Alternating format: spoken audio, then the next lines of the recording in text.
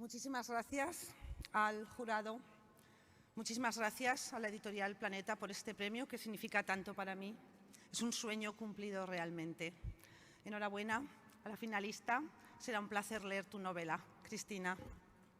Y os cuento un poquito ahora qué es Lejos de Luisiana. Es una novela histórica cuya acción transcurre en el enorme territorio que España poseyó en el corazón de Norteamérica en el siglo XVIII. Y es una historia de amor inquebrantable en tiempos convulsos, en tiempos de muchos cambios. Es una historia de amor, pero también de amistad, de lealtad y traición, de relaciones familiares, de sufrimiento y esperanza, de un tema que a mí me obsesiona, que es la tensión entre la pasión y la razón. Es una novela sobre la vida, que es como un río, que a veces fluye manso y a veces se desborda, inundándolo todo a su paso. El contexto histórico es importante, pero básicamente abarca la traumática cesión de los territorios al oeste del Mississippi, de Francia a España y la llegada de los españoles, el papel de España en la Guerra de la Independencia de las 13 colonias que formarían los Estados Unidos, las alianzas con las tribus nativas y la repercusión de la Revolución Francesa en aquellas tierras lejanas. Estos acontecimientos históricos realmente condicionan la vida y las decisiones de los protagonistas. Es una novela coral, hay muchos personajes viviendo río arriba, desde Nueva Orleans al país de los Illinois. Es una novela sobre todo sobre el esfuerzo y la fortaleza necesaria para seguir adelante en tiempos de incertidumbre, de enfermedad y de guerra.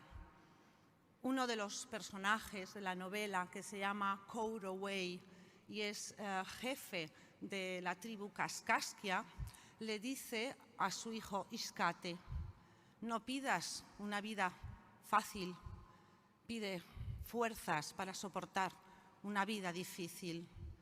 Escribí esta novela durante la pandemia, también durante 3 años difíciles en mi vida personal, y me repetía este proverbio indio que me recordaba esa frase maravillosa aragonesa: sin reblar, siempre hacia adelante, sin flaquear, sin ceder al desaliento, como el fresno, ese árbol tan robusto, tan sólido, que simboliza el renacimiento, la reencarnación, la inmortalidad.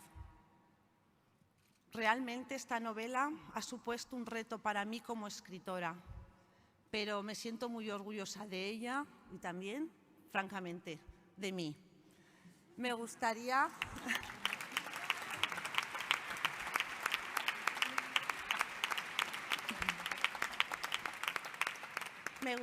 dedicar este premio a mis lectores, a mis amigos escritores, a mis lugares, que son Monzón, Serrate, Anciles, Benasque y Cerler, a mis seres queridos, a mi gran familia, a los que ya no están, pero sí que están, a mi madre Mariluz, a mis hermanas Gema y Mar, a mis hijos, que son la alegría de mi vida, José y Rebeca, y a mi marido José, que es mi apoyo incondicional siempre en todo y cuyo amor es inmenso. Me siento honrada.